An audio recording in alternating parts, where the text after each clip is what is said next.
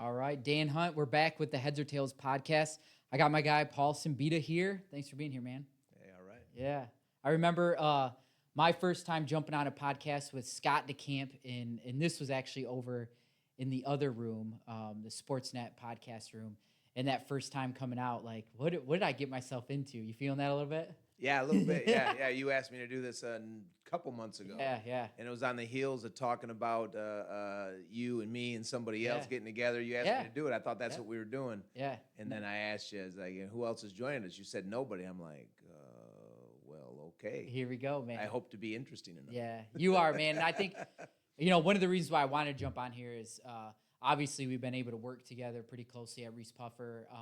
Have enjoyed my time there. And just some of the conversations that you and I have is like directly in alignment with what we're trying to talk about on this podcast and what we're trying to share with, with athletes through this, with coaches through this, even parents that are listening, And so I thought, man, with just who you are, but also with, some of your playing history and your coaching history, like I think you got a wealth of knowledge that hopefully I do a good job bringing out as we further this conversation.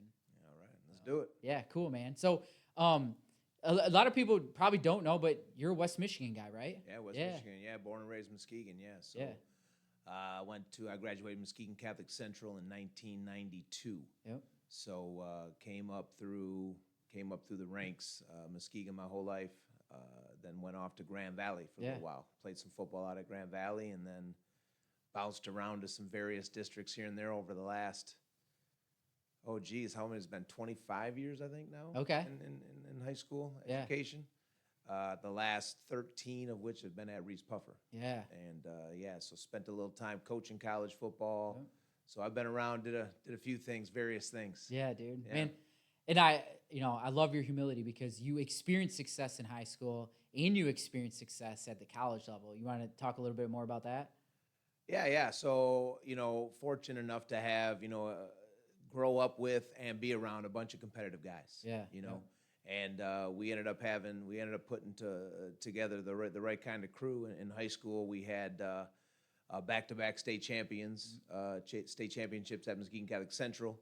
Would have been 3 in a row, if not for some punky sophomore who blew a coverage at the end of the first half and had a late hit at the end of the game on 4th and short when they didn't get it. Yeah, who's that punk?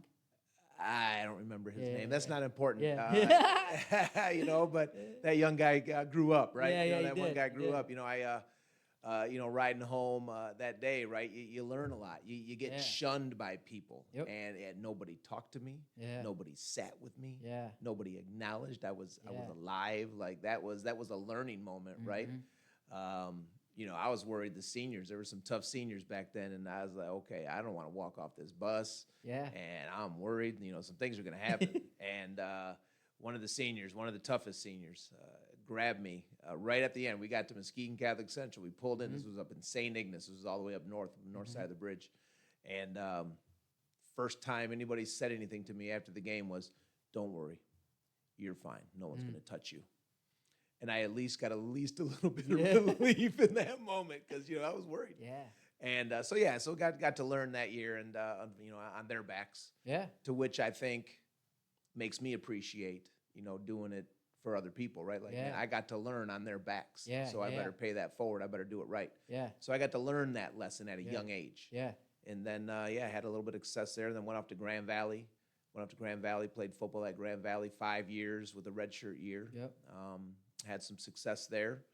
I was able to do okay. Yeah. And then coached for 4 years at Grand Valley. So that was going to be my career. Yeah. I was getting my network was growing, and I was learning more about the game, and I was getting to know people, and things were starting to move. And the more I got to learn, it's such a nomadic upbringing in that profession where I could be at this school and then a school across the country and then a school up northern parts of the country like that. Yep.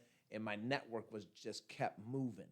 Mm-hmm. And I was like, I need a little bit more control over my destiny. I just didn't want to go full-fledged into that. Yeah. But still, nothing like college football coaching. Yeah. It was amazing. I know my experience is not football coaching, but college coaching as well. And I tell people it is one of the most exhilarating experiences. Yeah. Like, and it's really insane because you're putting your livelihood in these 18, 19, 20, 21-year-old kids to perform, to buy in, to perform, right? Yeah. But there's nothing like it, man. Nothing like it. Yeah. And it was high level. And of course, when you're going through it, you don't know. Yep. Right? Much like anything, you know, Yep.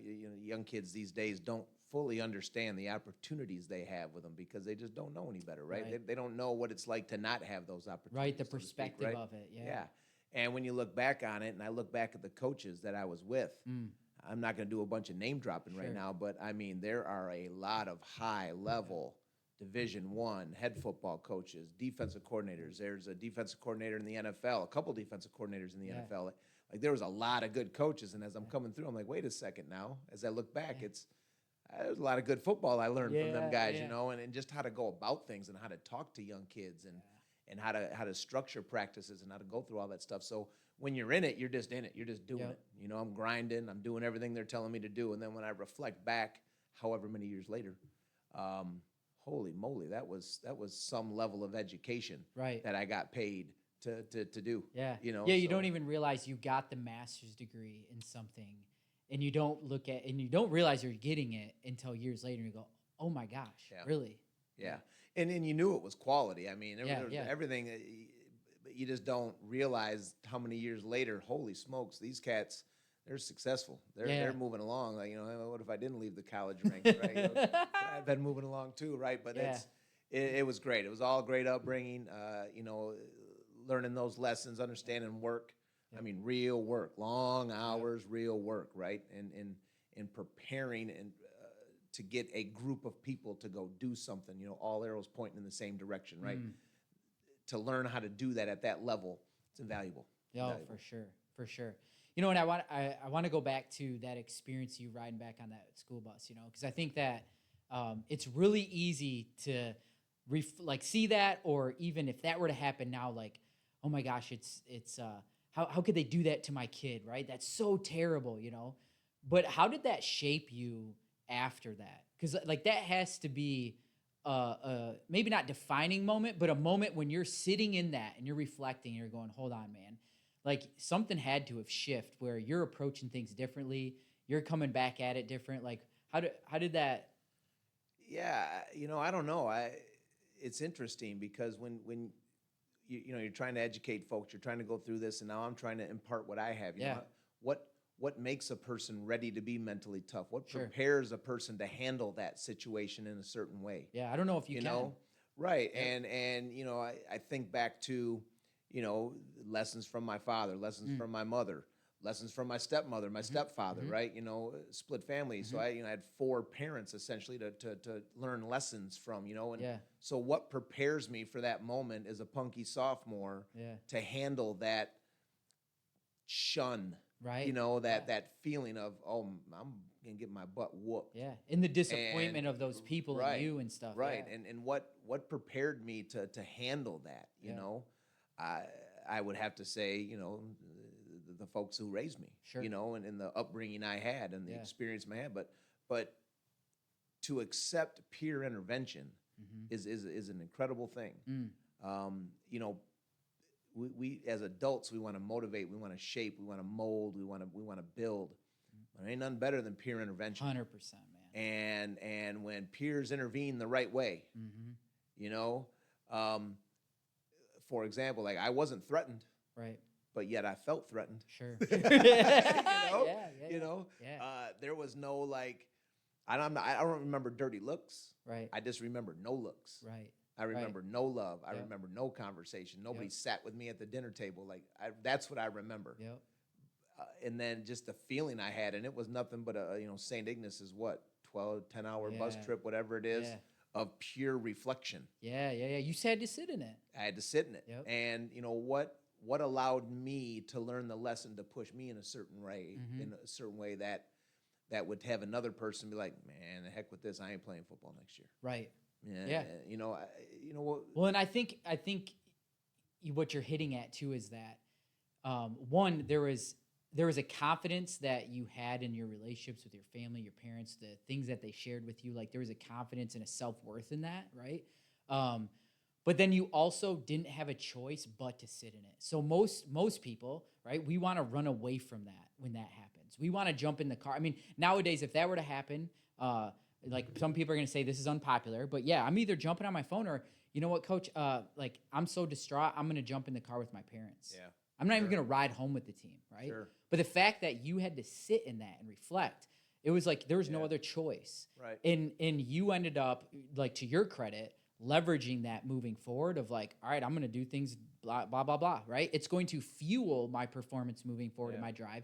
It's not going to diminish it, you know? Yeah. But I think the biggest thing is that, I don't know if you're ever prepared for it, but you didn't have a choice but to sit in it, and then you looked it in the eyes and you moved through it, you know? And I don't think there's a lot of opportunities that we still give kids to do that. And I think that's where sports can be so powerful, because there are many moments in sports that happens. Yeah, for sure, right? Yep. And you know, as we're going through this, I'm thinking about all these conversations, and then I fast forward a year later, because that was the semifinals. That was the game before going to the Silverdome. Back in the day, it was a Silverdome, not Ford Field. And you know, the very next year we go to the Silverdome, we win the state championship, and I remember legitimately telling seniors, "That one's for you. I got next year." I remember that, and it was a legitimate, authentic. This ain't for me. This one's for you, man. This you know, I got next year. I'm gonna get mine next year. This one's for you, and that was legitimate. And then we set out and we got one for ourselves too, right? So, yeah, you know, I haven't thought through this stuff in a long time. You know, it's interesting. Yeah, it's interesting. Well, because what you're talking about too is like your individual mindset there, right? Like your attitudes and beliefs towards that experience and what drove you moving forward. You know, and then also the team's mentality of coming together and driving that thing forward. You know, those are the things that, you know, make us tick. And it's fun to hear how that you navigated that, you know what I mean? And I think it's hopefully encouraging to other kids, because there's, you know, there's certainly times where we're going to experience that disappointment, you know, and we have to, I encourage people, make the pre-decision that you're going to look it in the eyes and you're going to go through it. You know what I mean?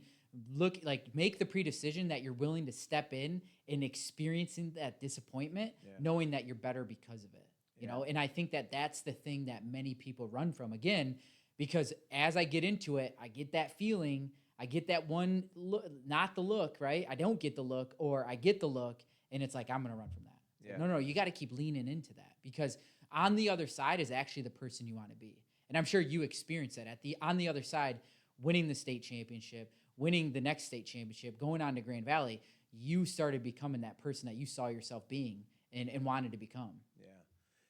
Yeah.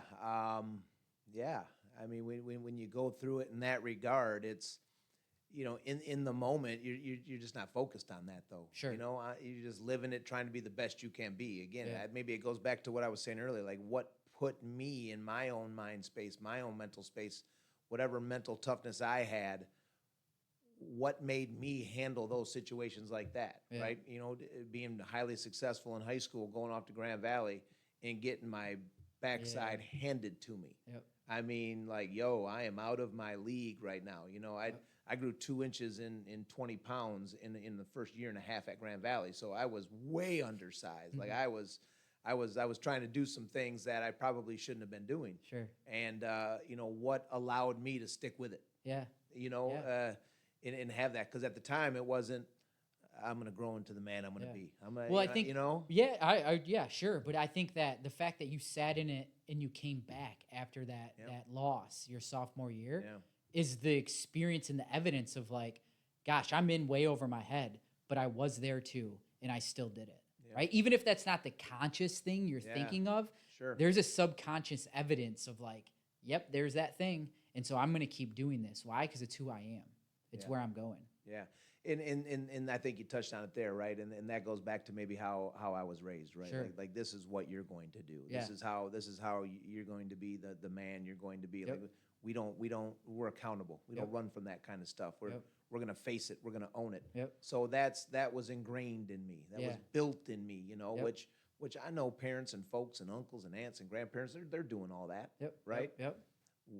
It takes with some kids and it doesn't take with other kids. For sure. So it's, you know, so that's what always brings me back to why did it take with me? Yeah, sure. You know? Was your parents or your dad or stepdad, mom, stepmom, were they parents that were like constantly cheering you from the stands or like always coaching you up, or were they parents like, Paul, you're out there getting it, we're going to support you in this, we're going to come see you, but when you're there, you're competing, you're doing your thing, do you remember a lot of that? Yeah, and again, maybe that's the blessing of having four. Sure. You know, Yeah. my mom was, Paul, I can't believe you said that. Yeah. Yeah. And my dad was like, hey, between the lines, you better Do your thing. You better ABC. Yep. Yep. Yeah. And everything in between, right? Yep. So yeah, they were always supportive. They were always great. The story goes, and they love telling this story, but at Grand Valley, because tailgating before the games and all that kind of stuff, and cheering in the fans and everything, and they would tell me that there would be parents of other players, like, we don't know who was the mom, who was the stepmom, dad, we didn't know who was who. Yeah. Everybody's hugging everybody, everybody's supportive, everybody's enjoying each other's company. Cool. So it's like they didn't know, like they enjoy telling that story, right? So I think they were just supportive. Yeah. And they were just, pushing me. Nothing's ever good enough, so sure. With one, it's nothing's ever good enough. More. With other is you are enough. You are enough. And I'm proud of you. Yeah. And other one would be slightly talking a little bit of junk with me here and there, right? Yeah. So it was just like there was a version of me, all four of them, right? Yeah. So it's interesting, You got me going down a space, right? Yeah. But I think that's got to be it. Yeah. That, when you asked about the support and how they were doing it, it was different with all of them. Yeah. It was different with all of them. Yeah, there's like, it almost sounds like there was just this wholesome approach. It was like when the right words needed to be said, that person was there to say them. Yeah. You know what I mean? Like, and I asked that because my wife and I go to these games with my kids, and I am somebody, as a former coach, like when you're out there competing, as a coach, there's very little influence you have on that athlete, right? Like when they're out there between the lines, they're going to do them, and the training's going to show up. That's kind of my belief. There's timeouts and there's plays that are called and all those types of things. But for my own boys, I look at it as like, when you're out there, nobody's coming to save you. So when you're on the pitcher's mound, I'm not going to scream and yell and encourage you. You got to figure this thing out, man. Yeah. Because I don't want your confidence to be tied directly to my words. I want you to, maybe your self-talk's reinforced by some of the conversations we have off the field. But while you're on it, man, you're competing, dude. It's you versus that batter. It's you doing the thing, right? And my wife's always like, you gotta say something. I'm like, no, I want him to struggle in this. If this is the time that he needs to struggle, I want him to struggle in it, because I want him to build the experience and the confidence that when he goes and faces it again, he doesn't need dad in the stands or anybody else going, you got this, buddy. He's telling himself, I got this, right? And that's the thing that I try to reinforce with them. Yeah, no, I agree. And then pushing it forward in how I'm raising now 2 daughters. Sure. One who just graduated, one who will be a junior next year. Yeah. And, you got me thinking on how I talk with them and how I have to, walk softly in some areas, and then other areas maybe not as much, right? Yep. But it's that same thing. It's when they're out there, I don't get involved. I've had to grab my wife before when they've been on the ground, and you sit down. Yeah. They're not running out on the field right now. Right. No. Yeah. They'll take care of it. The coach will take care of it. That's not going to be for us, right? Yeah. Yeah. So it was. So very much the same as what you're talking about, for sure. Yeah, I think the thing that I'm trying to avoid, you know what I mean? And I think maybe this is something that your parents didn't do, but the thing that I'm trying to avoid is that that when they're playing, there's not a enmeshment, if that's the right word, of needing to look to dad or look to parent of, am I doing okay? No, you're out there competing. You don't need my validation in that moment, right? If there is any reassurance that you need, it's with your teammates and your coaches. Yeah. You know what I mean? Yeah. And because I think that that's a big challenge that I see, and I experienced this when I was coaching one individual where if this individual's parent, I won't even talk dad, mom, because I don't want to identify too much, but when their parent was around, this player just crumbled, just absolutely crumbled, and would look to this parent, and you would see this individual visibly, like, and you're trying to coach them, and it's the parent. This parent was around rock star. It was like a flip, and you would see this different player show up, and it was like this this enmeshment of like, what is going on here? And I see this even with my boys and some of the parents. It's like the parents have to be out on the field with us. Like, no. The whole goal is to put them in the arena for them to compete and learn who they are without you. Yeah. Because one day they're going to be without you, you know? Yeah. So it's just interesting. It's interesting. Agreed. That makes me think, that makes me circle back around to what we were talking about earlier, and that is allowing them to be in that space. Yeah, you have to. And so often home has the opinion on what should be done, should be said. And of course, valid. Yep. They feel how they feel, think how they think. Yep. But allowing them to, hey, deal with it. You know, hey, you and coach and the players, just deal with it. Yeah. You know, you guys, you'll take care of that tomorrow. Take care of that tomorrow. And maybe would you say something? Well, what would you say? Yep. You know, okay, Those are the those are absolutely conversations. Yep. But I think it happens to be, well, this is how it should have been. Sure. And then, then the he said, she said, they said gets involved in it. So I think just being in that space. Yep. And not being,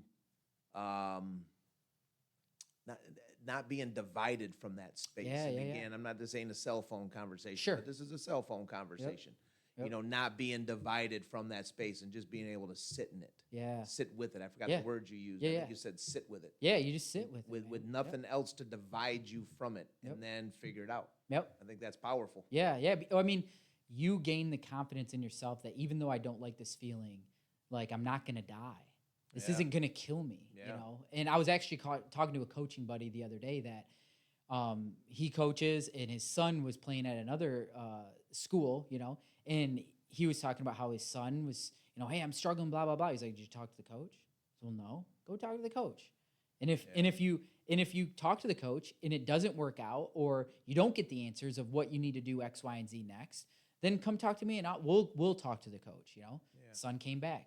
Hey, Dad, talk to him. It's clear now. This is what I'm doing. And he's like, great. And then the coach called him. Hey, thanks for having your son come talk to me, because that's a lot of the times, that's all that needs to take place. And when we have those conversations away from that, or we don't encourage going back to the coach, what we unintentionally do, and I'm saying we as parents, we create the chaos. We are a part of the chaos that ensues, where when our kids go out there and go to try to perform, they don't know what voice to listen to. They don't know what the self-talk is and where the inputs are coming from. And then they can't actually instinctually respond on the field. They're just frantically not trying to disappoint somebody. Spot on. Spot on, man. Emotional intelligence, right? I think one of those conversations in my space, we were talking about emotional intelligence and the emotional back alleyway, and you know, having that emotion sabotage what is your processing. And allowing your emotion to settle and then process, right? So that's spot on. Spot on. What was it like playing at, like, you know, we talked about high school and stuff. What was it like playing at Grand Valley? Oh, you know, interesting, right? So it's a whole different world. For me, you know, I needed to leave my area. You know, I needed to not come home, right? Whether that be friends you're hanging with, decisions you're making, all that stuff. For me, it was I needed to, I might as well went to USC. Sure. I mean, I came home after my first year because I was in the dorms. I didn't quite know where I was living after that, and then I had to come home that summer. But after that, you're gone. I might as well went to USC. I have to stay away. I have to be here. So I'm going to be on my own. I'm going to do my thing. And just figuring it out, everything for yourself, and understanding what are my expectations. I am on my own. I am on my own, and I'm out of my league. You know, I remember his name's Darnell Jameson, the guy I came into Grand Valley with, big running back, I think out of Grand Rapids. Can't remember exactly, but I want to say Grand Rapids Union, but I could be absolutely wrong with that. And it was a scrimmage, and here, you know, I got no problems on the football field. I can handle my business always. And that sucker put his foot in the ground and turned right at me. And I mean, I don't even think he slowed down when he ran over me. And it was like, oh boy, you know. And I remember being in a relay, you know, I was like, oh, Sambita, oh, we got him, we can get him, he can go. And just getting dusted, like I gave up the lead, and they'd be like, oh man, I'm not as fast as I thought I was, right? You know, so just, and then I got to work. Or I'm just not ever going to amount to anything. Sure. And having that in front of you, there ain't no parents calling, right? Lou Holtz, you know, There's a quote book I have on my bookshelf, and Lou Holtz is in there one of those ways. And he says, the key to motivation is simple. Just get rid of those who aren't motivated. That's pretty easy. I have a team full of motivated kids. I don't have to motivate them, right? And it's be motivated to get better, or they're going to recruit better than you. I had a coach tell me, I'm going to recruit better than you. I'm going to recruit better than you. In my mind, I was like, good luck. Right. Go ahead. Go ahead. All right. Good luck. Yep. And I just kept working. And I had no choice. Yep. You just have no choice. Yep. There's no excuses. There's nobody to point at. There's nobody to go home and talk to. So I had to learn it's me or it's nobody. Yep. And that's probably what I take away most from it, right? And then just understanding, to learn from those in front of you. Yep. And these cats know way more than I do about life and everything. That humility of I got to sit back and listen. I'll keep it PG, but I had a coach, ask me one day, he's like, do you ever shut the heck up? And because you always have something to say. You're explaining yourself or you're doing something. You ever, so I put STFU on the top of all of my page notes, right? I'd turn the page in my notes and I'd STFU. And then the missed tackles that I had, because I wanted to keep them in my missed tackles as well too. And that was my reminder. All right, I got a really clear coaching point here. Like this grounding. Shut your mouth. Listen and just get going, right? So, and that coach was a successful defensive coordinator for a number of years, right? So, those types of things, if you listen and pay attention and allow them to mold you, you will be molded. If you don't, know what he's talking about, well, then I am turning my back on a whole lot of information I might be able to gain for my betterment, right? So that's what it is. They're constantly trying to recruit better than me. And it's I'm going to let them or I'm not going to let them. Right. And then that's what it was, and then it was a lot of good times too. A lot of good times too. And I would imagine part of the mentality or the mindset too is that, I'm going to make sure that if you out recruit me, you're going to have to do a heck of a job to do it, right? Because I'm absorbing every opportunity I have. I'm taking every bit of coaching. I'm doing everything I can to be the best version of me. So whoever that might be, not only have they earned the opportunity to come here, but then they're going to also have to earn the spot to come over me. You know what I mean?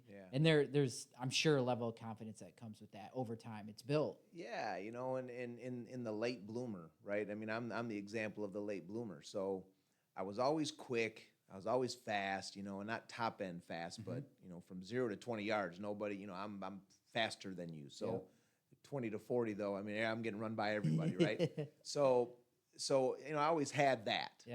But I was smaller. I wasn't as smart as people. I couldn't figure things out when I was younger. So all of those things, right? So what can you do? It was ingrained in me. Just work harder than everybody else. Work harder than everybody else. Work harder than everybody else. And it doesn't mean that I'm going to play. Didn't mean anything. Other than I learned how to work harder than everybody else. And then in high school, there was a coach. I mean, I had great high school coaches. I had Muskegon Hall of Fame type coaches, right? Mike Holmes was a football coach with me. Mike Rebecki, 2 Hall of Famers. But it was Coach Cooches. Shout out to Mark Cooches, who, when I moved up my sophomore year, came to me with a little piece of paper. And he was reading. He was like, oh, so let me see, Paul, okay, so you need to, he said something about stop flapping your arms. Like, he gave me some of those things, right? Like he would look at me and always do that to me, right? Like stop doing that, right? And then he would say this, and then he would say this, and he would say that. And I asked him, I'm like, man, you remember all that from Friday? Like, you wrote those notes from Friday? He goes, no, I watched the film. We can do that? Yeah, you can watch the film. I watched it back all the time. I learned, I took notes. We can watch film and learn from it? Game over. Game over. There was not a smarter person on the football field from that day. I can watch film and I can study it. And I mean, I can learn what those other people are doing. Holy smoke. So work your butt off, smart in film, and then I'm a late bloomer, and all of a sudden here comes a little more height, a little more weight, a little more speed, a little more physicality, a little more strength. And then, okay, so now I put myself in the position as a late bloomer who's going to get out-recruited. Now I'm in the position to be a starter and have a pretty successful career at Grand Valley. I love that. And I think you talk about, like, I wasn't smart, I wasn't big, I wasn't this, but just keep working hard, But those things came. And one of the things that I really want to pick out of that was, the learning is not you either have it or you don't. right? You highlighted something there was like, he said I could watch film. So I started watching film. I started reflecting on it. I started looking in the mirror. I started seeing how I could get better. I started taking action on it, right? You developed the ability and the capacity and the skill to lean in and learn from things, and you weren't scared to do it. Yeah. And it really is part of that story of what you were able to do, not only in high school, but then later on in college. Yeah. Yeah. And I think that's where I become more of a process-based human. We had talked about this the other day. Yeah. You had me listen to one of your podcasts, and it was, you got to have goals. You got to have goals. Got to be goal-oriented, which is, of course. It's not ever how I was built, right? Sure. I mean, sure, did I have an ego and want to be the best ever? Sure. Yeah. But I was process-oriented. I wasn't never really focused on a goal. Right. I was more focused on the process and just making sure I'm doing everything I can do in my control to be the best I can be. And then just what happens, right? A big component in that is being so ingrained into Bruce Lee lore when I was young, and be water and emotional content and all that kind of stuff, and just be what you need to be, but just stick to a process and engage in a process and be dedicated to a process and set yourself up best you can. That's where I think that came from, right? Yeah, sure. And is that there's a movie I'm thinking of right now where it's like, you can train someone to appear smart. That you just train it into them. They're not smarter than everybody else. They're just more trained than everybody else. So that makes them appear smarter than everybody else. That was probably my story. I'm definitely not smarter than anybody, but I'm probably more trained and I'm more process oriented than most. And that may allow me to at times be like, oh man, Sabita knows what he's doing. Well, I think the other piece with that is that when we're talking about competing, when you're competing and you've trained like that, that's when the performance shows up. That's when the football IQ shows up, because it's no longer a, wait, what do I do here? It's an instinctual, like, you don't even have to think about it. You're just doing it. You know for sure. For sure. And I think as you talked about the goals, I look at goals as like a system of focus, but really it sounds like the system of focus you had was just like a direction. You had an upward aim in a direction that not only were you going to be the best you could be, but there also was a chip on your shoulder, like, I'm also going to be better than you. You know what I mean? And so that was able to keep you grounded in moving forward, which is what goals we try to do with goals. It's that forward momentum, that aim, and directionally moving forward. Agreed. Fully. So how does some of the high school and college play into now? Not only just like you're raising two girls, right? So like you're trying to be the best dad you can be. You're also coaching them up too, in terms of trying to help them be the best they can be. But also, like, you're coaching football. You spend some time coaching football. Like, how does that feed into all that? Boy, I just think it's much of the same. I think I'm just trying to be the best version of myself for others, so they can hopefully reach their potential. Right? I don't have predestined goals for my daughters. Hey, you're going to do this. And you're going to be the best at that. No, it's all process. It's all, we're going to be accountable. We are not going to blame a finger. If something doesn't happen, we're going to focus on you. You're going to focus on you. If there's something that happens at school, like, we're not talking about other people.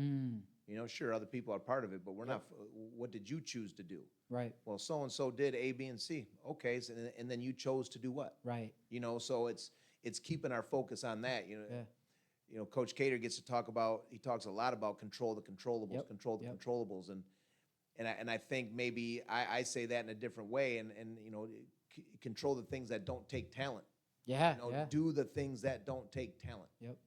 You can control that, right? I can't control someone's being faster than me or stronger than me or taller than me, but at the same time, I can do the things that don't require talent. I can work harder. I can hustle more. I can study more. I can focus on me better. That can also close that gap too. Sure. I live that, right? I live that. So I think it's that. I think that's what I'm maybe trying to impart whenever I'm in front of students, whenever I'm in front of players, whenever I'm in front of my daughters. If that type of setting is where I'm at, I'm going to have the focus on them. And you're going to focus on you. And My oldest daughter checked me on this a number of years ago. I can't remember exactly what it was, but it was one of those moments, man, where it was like, boom, right between the eyes, Dad. She said something to me to the effect of, you know, why am I just never good enough for you? And I had to, whoa, I'm doing something wrong. Like, Sure. what's going on with this one? And then as she said a few more things, and I realized, here's what it is. It's, you do A. All right, now let's do B. Yep. Yeah, All right, man. good job on B. Let's do C. Yep. So did I have to learn to stay on A for a little while? And good job, A. Mm-hmm. Yeah, all right. What do you think now? Yeah. B is hey, good idea. Let's Yeah. do B. Yep. That wasn't me. It was Sure. all right. You got F. Yep. G. Let's go. Yep. Like Yeah. next. Yeah. Next. So it was right between the eyes, man. Holy smokes, took my breath away. And that's process. That's process, and that's just that. I don't think I can ever get away with it. I'm that logic based. Next. Yeah. Did you ever find, because I came from, and I've shared this often, but my grandfather said, good, better, best. Never let it rest till the good is the better and the better is the best. And I didn't realize how impactful those words were to me until I got into my 20s. And I'm like, gosh, I am like, there's almost this insatisfiable, if that's a word, like desire that I just keep going. You know what I mean? And it's that, what you describe. It's, okay, that was good. How do we make it better? Yeah. All right, that was better. How do we make it best? Yeah. Okay, now we're going to iterate and do this thing. And now we're going to go do this thing. And now we're going to go do this thing. And what I realized that it wasn't necessarily the achieving of things, because I've been fortunate enough to achieve some things, but it's actually the good to better and the better to best that just fuels me, man. Like, I get so excited for that. I don't know. I mean, like, that's what you're describing too, is like, and I think that is something that we don't always do a great job of cultivating, and you are cultivating that, right? Because at the end of the day, I could say, great job on B, way to go. And you could wait for all the good words to fill you up for that moment, and then it's gone. And then what are you going to do with it? Especially if I'm gone, especially if I'm not around, what are you going to do with it? Yeah. But if I can develop you in you, which I like, am so grateful my grandfather did, that good gets to better and better gets to best. Now you created a blueprint and a pathway for me to always move forward no matter what. You know what I mean? 100%. And that's what it sounds like 100%. You're doing. And I think that's a big piece that great coaches do, is like they try to cultivate that in the people that they lead. Yeah, and 100%. And I'm coming in. You mentioned football coaching, and I'm coming in at a weird stage for me. Sure. Right. I've been 15 years off coaching football. Yeah. And coming in and I'm here because I feel the direction is, I like what's going on there. And I'm in the position now to be able to help a little more. Yep. To where I wasn't in my previous positions in the district, and so. Okay, all right, this feels okay, and then it kind of worked into this thing, okay? But yeah, so not being the head guy, just being a guy who I wasn't even on paper as a guy last year, and just fitting in and doing the best I can to try to do work. And then this year, hey, I'm on paper now. I'm on paper, and I'm in charge of doing this work. And leading those cats to understand this is a process. This is what we're at right now. We're not going to be highly successful in the 7-on-7 we just did. Sure. I mean, you realize that we introduced this coverage yesterday for 15 minutes. Yep. And now we're executing it today full live. Yep. So, but yet just stick with it. Stick with the process. Let's watch the film. Let's get it. So it's process. Yep. It's process, and can we enjoy the process enough? And can we survive, over dramatic, but can we survive the temporary lapse of not feeling great success? Yep. Because we're understanding it's going to bring us to a spot. Yeah, to be able to sit in that and delay the gratification of the success. Yeah. And I think the other piece, I heard this, and I can't take credit for it, and I can't remember where I heard it, but this individual was talking about failure, which is always, something that people talk about. And you got to, failure's not bad, and you learn from failure and all these things. But the way that this person described it was like, no, it's just attempts. Like attempt one of installing that new coverage was when you guys did it. Okay, cool. Now we're going to attempt 2. Yeah. Now we're going to learn from it, attempt 3. And I tell you what, if you keep doing that by attempt 50, like you're going to be good at the thing, especially if you're doing what you talk about. I'm going to go to the film. I'm going to learn from it. I'm going to write down the missed tackles. I'm going to see what I did. Was my head not here? What were the cues? What were the things that I can do differently so that attempt 1 or attempt 50 is way better than attempt 1. Yeah. You know what I mean? Yeah. Look, you're gonna get knocked down. Yep. You're going to not have success. I would love to be able to say everybody's gonna have all-American success their whole life, Right. But even them all-American cats weren't all-Americans. They had their butts handed to them, I promise you. Yep. And sticking to that process and having it within you, a way, a manner, a belief, a mindset, a personality, whatever adjective you want to put to it, right? Yep. Can you, when you get knocked down, hearken into all right, I got to get back on rhythm now. I got to get back on rhythm because that was B. Now what is C? Yeah. Yep. That was good. Now what is best? Yeah. Or holy, that was bad. Right. And I failed horribly. Yep. I am in this situation now. Yep. Whoa, I have never been in this situation before. All right, what's my process to get out? Yeah. What's my process to get on a different path? Absolutely. So life, sports, whatever, Mm-hmm. random stuff just happens to you, and does, you got to man. be able to plow through it and get back and be successful if that's what you want to be. Yep. If that's what you want to be. And I think that it's remembering that we always have the ability for one more step. Yeah. We might not in those moments have the ability for 2 more. But if I have the ability for 1 more, I can take that deep breath and I can take another one. And then I can take another one. And then I can take another one. And holy crap, now I'm taking 5, right? Yeah. And you just keep doing that. Yeah. Hey, did you get the 40 miles in? Yeah, did I tell you the story? No, you didn't. Oh man. No, so you didn't. you're turning the tables a little I bit. did. Yeah. Was it 40 miles or was it more? It ended up being 42. 42 miles. 42. I didn't So, mean to underscore it. No, Sorry. you're good, man. I forgot we haven't chatted, but yeah, my son came with me. Dude, what an experience, man. Cool. What an experience. I think that there's still unpacking from that, but we hiked from 3 in the afternoon till 3 a.m. and he ended up sleeping for about an hour and a half, and we're in this like grassy knoll area, and we're right on the side of the Muskegon River, and no tent, no anything. We just took our backpacks off, laid them down, and we used it as a pillow. He used me as his pillow, and I just remember looking at the stars, looking like Big Dipper right in front of me, going, "This is freaking awesome, man!" How about that? Could not fall asleep because I was just so geeked. Because you don't get moments like that after they're 11, and he's 11. I'm like, I'm soaking this in, and we were going strong, and then we ended up getting to the other side of this loop, and we're going strong until probably mile 33, 34, and we're trudging down, and you can just see him become deflated, right? You can see that the novelty and the excitement of what we've done, has faded away. And now the reality that we're stepping into hell and you got to walk yourself out of it is sinking in. And so I see this shift go on. And as a dad, I want to go, all right, man, let's go. Like, we're done. Like, you want to save him from that. And you have to rationalize and go, no, like, this can be good for him. You know what? This can be good for him. And so we get to this section where my phone's not really working. He's asking me, how many more miles? And finally, I'm like, dude, stop asking because I don't have the answers, man. Right. We're in this, like, we just got to keep moving. I think maybe here, but I don't know, buddy, And so we end up on this right alongside a road.